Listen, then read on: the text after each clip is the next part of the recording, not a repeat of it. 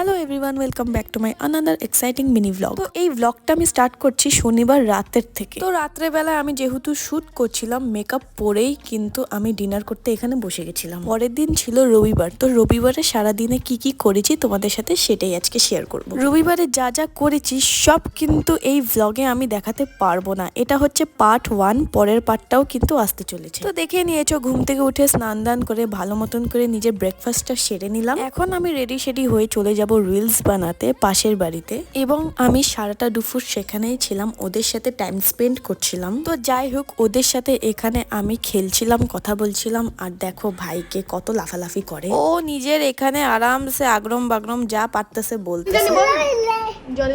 তারপর আমি ওকে একটুখানি ভাত খাইয়ে দিলাম। ও ফোন দেখে দেখেই খাবে, তাছাড়া ও খাবে না। বাড়ি এসে চটপট করে নিজে রেডি হয়ে গেলাম তাড়াতাড়ি, অ্যান্ড আমি যাব ঘুরতে, যে ব্লগটা তোমরা দেখতে পারবে পার্ট 2 তে।